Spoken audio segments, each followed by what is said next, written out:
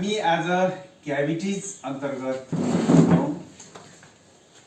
क्याभिटिजमा पनि विशेष गरेर एब्डोमिनल क्याभिटी,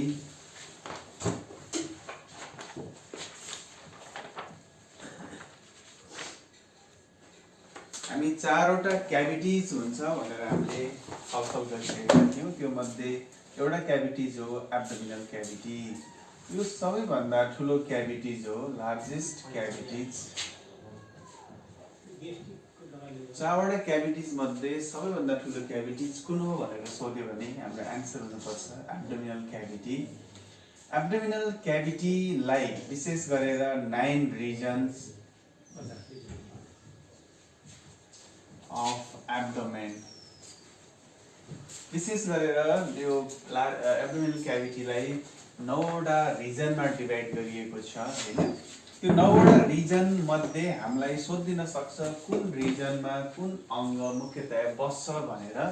त्यो 9वटा रिजन मध्ये हामीले यसरी डिभाइड गर्यौं भने अम्बिलिकस यहाँनिर माथितिर रिब्सको इन्डिङ पोइन्टलाई हेरिन्छ भने तलतिर यो हिप बोनको उसलाई चुच्चोलाई हेरिन्छ, माथिबाट मिड क्लेभिकुलर लाइनलाई हेरिन्छ, अर्को पनि मिड क्लेभिकुलर लाइनलाई हेर्दाखेरि यसरी 9वटा रिजनमा डिभाइड गरिएको हुन्छ। 1 2 3 4 5 6 7 8 9। अब यो 9वटा भागलाई आफ्नो आफ्नो स्पेसिफिक नाम छ, विशेष नाम छ र कुन क्षेत्रमा कुन अङ्ग पाइन्छ भनेर प्रश्न गरिएको हुन्छ। सबैभन्दा इम्पोर्टेन्ट मलाई 3टा पार्ट्स लाग्छ, 1 3 नम्बर र विशेषतः 7 नम्बर। यो 3टा चाहिँ कम्तीमा पनि हामीले एटलिस्ट यसको बारेमा चाहिँ जान्नुपर्ने हुन्छ। 1 मा हामी त्यसलाई भन्ने गर्छौँ राइट हाइपोकन्ड्रियाक रिजन। 1 लाई यस किन महत्त्वपूर्ण छ भन्दाखेरि पहिलो आन्सर हो लिभर, दोस्रो आन्सर हो गल ब्लाडर। यदि पित्तथैलीमा कुनै समस्या छ, कोलिथियासिस कोलिसिस्टाइटिस छ भने त्यसको पेन कहाँ हुन्छ भने 1 नम्बरबाट स्टार्ट हुन्छ। र त्यो 1 नम्बरमा कुन अङ्ग अर्थात् लिभर इज फाउन्ड इन भनेर प्रश्न गरिदिन सक्छ। लिभर एब्डोमिनल क्याभिटीको कुन भागमा पाइन्छ भने आन्सर राइट हाइपोकन्ड्रियाक रिजन। गल ब्लाडर एब्डोमिनल क्याभिटीको कुन भागमा पाइन्छ भनेर प्रश्न गर्यो भने हाम्रो एन्सर पनि के हुनुपर्छ राइट हाइपोकन्ड्रियाक रिजन। 3 नम्बरलाई लेफ्ट हाइपोकन्ड्रियाक रिजन भनिन्छ। 3 नम्बरको नाम के हो? Left hypochondriac reason.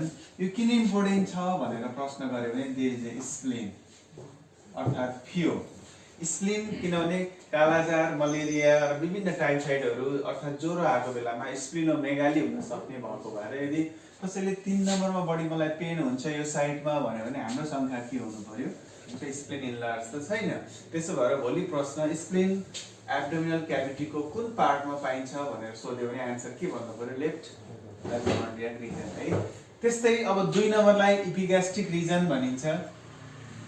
इपिग्यास्ट्रिक रिजनमा विशेष त के हुन सक्छ? ग्यास्ट्राइटिस है त। अब ग्यास्ट्राइटिस भयो भने कुन पार्टमा दुख्छ भनेर सोध्यो भने आन्सर 2 अर्थात् इपिग्यास्ट्रिक रिजन। 4 नम्बरमा राइट किडनी हुन्छ, यसलाई राइट लम्बर रिजन भनिन्छ, लम्बर है त। 5 नम्बरमा अम्बिलिकल रिजन हो, यसमा के हुन्छ? इन्टेस्टाइनहरु हुन्छ, सानो आन्द्राहरू। 6 नम्बर लेफ्ट लम्बर, यसमा लेफ्ट किडनी बसेको हुन्छ विशेष गरेर। अब 7 नम्बर इक्जामको भ्यूले इम्पोर्टेन्ट किन भन्दाखेरि यसमा हाम्रो हुन्छ के भन्दा भर्मिफर्म एपेन्डिक्स है। यो एपेन्डिक्स पाइने भएको भएर 7 नम्बर हाम्रो लागि महत्त्वपूर्ण हुन्छ इक्जामको लागि।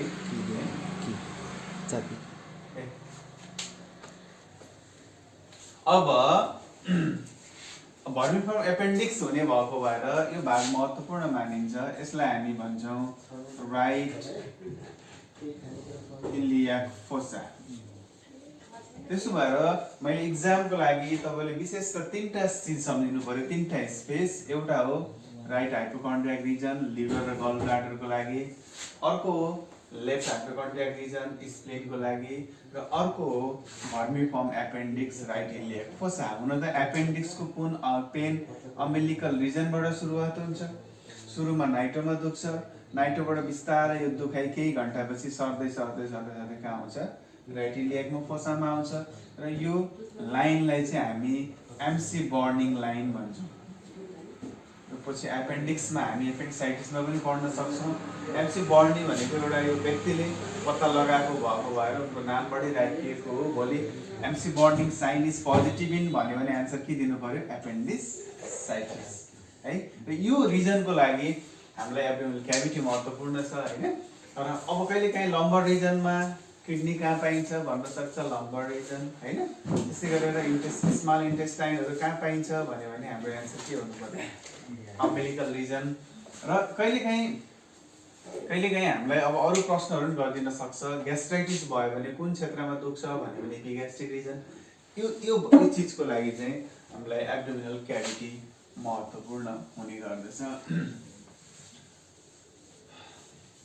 ल अब आज भोलि एब्डोमिनल क्याभिटीलाई 4 क्वाड्रन्ट भनेर पनि व्याख्या गरिन्छ। क्वाड्रन्ट्स अफ एब्डोमेन है। अब एब्डोमिनल क्याभिटीलाई कतिपय ठाउँमा 9वटा रिजन नभनेर 4वटा क्वाड्रन्ट भनेर पनि व्याख्या गरिन्छ। ट्याक्कै central mid line umbilical line हैन। यसरी डिभाइड गर्दाखेरि यसलाई अप्पर राइट क्वाड्रन्ट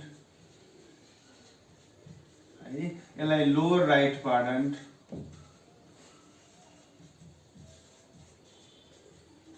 भने यसलाई अप्पर लेफ्ट क्वाड्रन्ट, यसलाई लोअर लेफ्ट क्वाड्रन्ट। यसरी यदि कतिवटा क्वाड्रन्ट छ एब्डोमेनमा भन्यो भने आन्सर कति दिनु पर्यो 4वटा। कतिवटा रिजन छ भनेर प्रश्न गर्यो भने आन्सर कति दिनु पर्यो 9वटा। रिजनको कुरा गर्यो भने रिजन 9वटातिरबाट जानुपर्छ। क्वाड्रन्टको कुरा गर्यो भने चाहिँ 4वटा। अप्पर राइट क्वाड्रन्टमा स्पेसली कसको लागि हो यो लिभर र गल ब्लाडर। यो लेफ्ट के को लागि होला स्प्लिनको लागि। यो के को लागि विशेषतः एपेन्डिक्सको लागि। यो तीनटा चिज नै महत्त्वपूर्ण हो कि एक्जामको भ्यूले। त्यसो भएर यो हामीलाई 9 रिजनमा पनि right hypochondriac region, left hypochondriac region, right iliac fossa महत्त्वपूर्ण छ। यहाँ पनि यसकै लागि व्याख्या गरिएको। त्यसो भएर रिजन सोध्यो भने आन्सर के दिनुपर्ने हो 9वटा। र यदि क्वाड्रन्ट भनेर सोध्यो भने आन्सर कतिवटा दिने त 4वटा क्वाड्रन्ट हुन्छ भनेर भन्नुपर्छ है। त्यसपछि अर्को क्याभिटी जो हामीलाई पेल्भिक क्याभिटी भनेर भन्ने गर्छौँ। पेल्भिक चौथो cavity pelvic cavity. Pelvic cavity विशेष गरेर यो फिमेल र अर्को मेम्ब्रेन हो साइनोभियल। यसरी ह्युमन बडीमा 3 किसिमका मेम्ब्रेनहरू पाइन्छ। एउटा मेम्ब्रेन सिरस मेम्ब्रेन, अर्को मेम्ब्रेन म्युकस मेम्ब्रेन र अर्को मेम्ब्रेन हो साइनोभियल मेम्ब्रेन भनेर हामीले भन्ने। सिरस मेम्ब्रेन अहिले यसको महत्त्वपूर्ण कुराहरू छ। अहिले एकछिनपछि हामी सल्लाह गर्छौँ। पहिला हामी म्युकस मेम्ब्रेनमा जाउँ। म्युकस विशेष गरेर जीआई सिस्टम, जीआई ट्र्याक है, रेस्पिरेटरी ट्र्याक हैन, रिप्रोडक्टिभ ट्र्याक यस्तो ट्र्याकहरुमा पाउने गर्छ है त। विशेषतः यो मेम्ब्रेनमा एउटा सेल पाउँछ जसलाई हामी गब्लेट सेल भन्छौँ। यसबाट उत्पादन हुने रसलाई चाहिँ हामी म्युकस भन्छौँ है। म्युकस मेम्ब्रेनले निकाल्ने रसलाई म्युकस भनिन्छ। म्युकस मेम्ब्रेनहरू विशेष गरेर यो जीआई हैन, ग्यास्ट्रोइन्टेस्टाइनल ट्र्याक, हामी यो डाइजेस्टिभ सिस्टममा, रेस्पिरेटरी सिस्टममा, रिप्रोडक्टिभ सिस्टममा यस्ता म्युकस मेम्ब्रेनहरू पाइन्छ। तिनीहरूमा एउटा विशेष सेल छ जुन सेललाई गब्लेट सेल। गब्लेट सेल कहाँ पाइन्छ भनेर भोलि प्रश्न गर्यो भने आन्सर के भन्नु पर्यो म्युकस मेम्ब्रेन। र यसमा पाउने रसलाई के भनिन्छ म्युकस भनिन्छ। साइनोभियल मेम्ब्रेन विशेष गरेर चल जोड्नीहरू अर्थात् साइनोभियल जोइन्टहरूमा पाइन्छ। साइनोभियल मेम्ब्रेनहरू कहाँ पाइन्छ भन्यो भने आन्सर साइनोभियल जोइन्टमा पाइने गर्दछ। यसले पनि एउटा रसको उत्पादन गर्छ जसलाई हामी साइनोभियल फ्लुइड भन्ने गर्छौँ है। यो फ्लुइडले जोड्नीलाई चल्न, जोइन्ट मोबिलिटी भन्छौँ हामी सजिलै हिँड्न सक्छौँ, डुल्न सक्छौँ, यताउता शरीरलाई मोड्न सक्छौँ। त्यो फ्लुइडले सजिलो बनाउँछ हैन। जस्ट यसले जसरी गाडीलाई ग्रिज लगायो भने चलाउन सजिलो हुन्छ, त्यस्तै गरी यो लिक्विडले पनि हाम्रो बडीलाई हिँड्न मुभमेन्ट गर्न सजिलो हो। अब भोलि साइनोभियल मेम्ब्रेन कहाँ पाइन्छ भन्यो भने एन्सर के भन्नु पर्यो? साइनोभियल जोइन्ट। साइनोभियल जोइन्ट भनेको कुन जोइन्ट हो? चल जोड्नीहरू। चल, अचल र अर्धचल 3 किसिमका जोड्नीहरू हुन्छन्। त्यो मध्ये चल जोड्नीहरूलाई के पनि भनिन्छ? साइनोभियल जोइन्ट भनेर भन्ने गर्छौं। अब हाम्रो लागि महत्त्वपूर्ण हो सिरस मेम्ब्रेन। सिरस मेम्ब्रेन विशेष त 3 ठाउँमा पाउने गर्छ। एउटा हाम्रो लङ्सको बाहिरपट्टि, जसलाई हामी प्लिउरा भनेर भन्छौँ, एउटा मेम्ब्रेन प्लिउरा हो। एउटा चाहिँ मुटुको बाहिर, जसलाई हामी पेरिकार्डियम भन्छौँ, है त। अर्को हो एब्डोमेन, पेटको बाहिर, जसलाई हामी पेरिटोनियम भन्ने गर्छौँ। यसरी 3 ठाउँमा सिरस मेम्ब्रेनहरू पाइन्छ। एउटा प्लिउरा लङ्समा पाइने, अर्को मुटु पेरिकार्डियम र अर्को पेरिटोनियम जो पेटमा पाउने गर्छ। त्यो मध्ये पेरिटोनियम इज द लार्जेस्ट। कहिलेकाहीँ सबैभन्दा ठुलो सिरस मेम्ब्रेन कुन हो भनेर सोध्यो भने हामी के नामले चिन्ने गर्छौँ? अर्थात् सबैभन्दा धेरै पानी कहाँ अट्न सक्छ? पेटमा, मुटुमा या फोक्सोमा?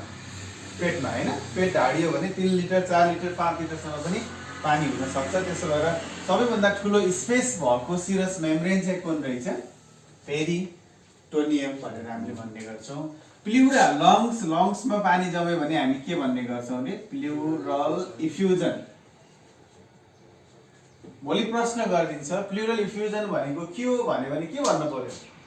लङ्समा अर्थात् प्लिउरामा सामान्य भन्दा बढी पानी जमेको अवस्थालाई के भनिन्छ? प्लिउरल इफ्युजन। त्यसै गरेर मुटुमा पानी जम्यो भने त्यसलाई पेरिकार्डियल इफ्युजन भनेर भन्छ, है।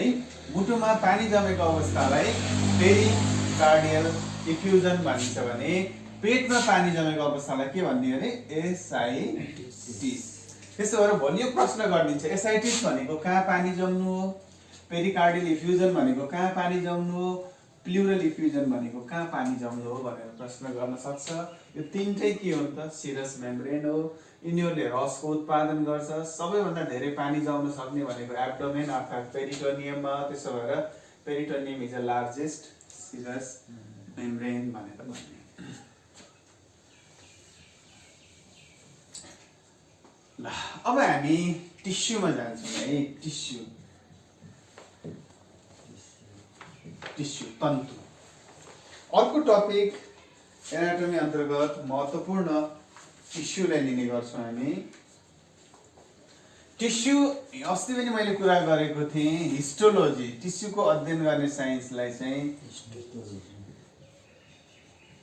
है त, study science is call histology. Cytology भनेको भने सेलको स्टडी गर्छ, हिस्टोलोजीले के को स्टडी गर्छ?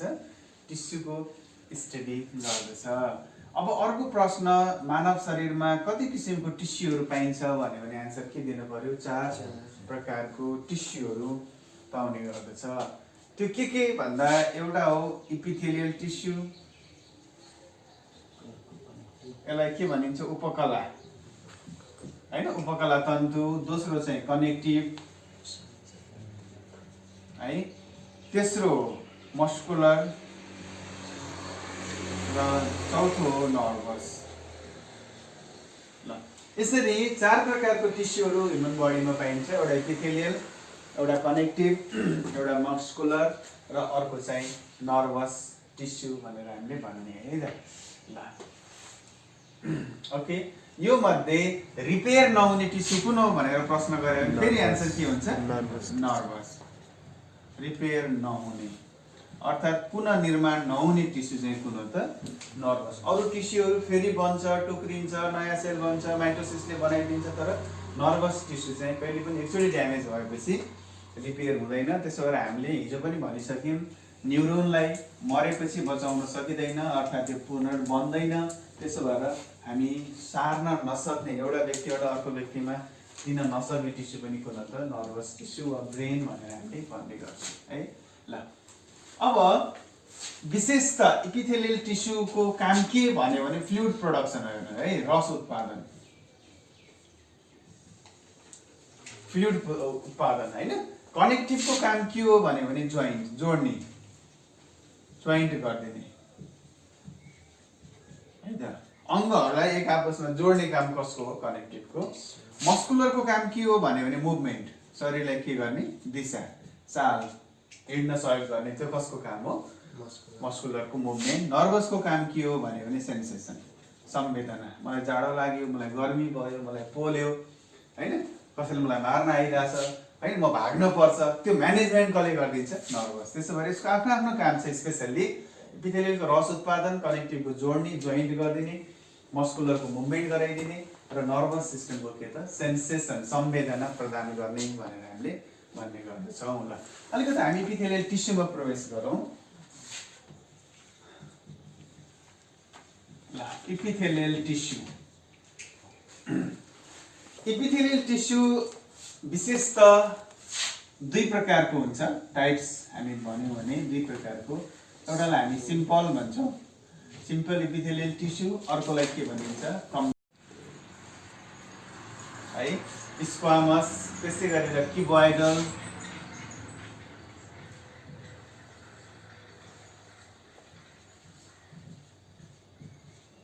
सिलिएटेड है त, त्यसै गरेर कलुमनार।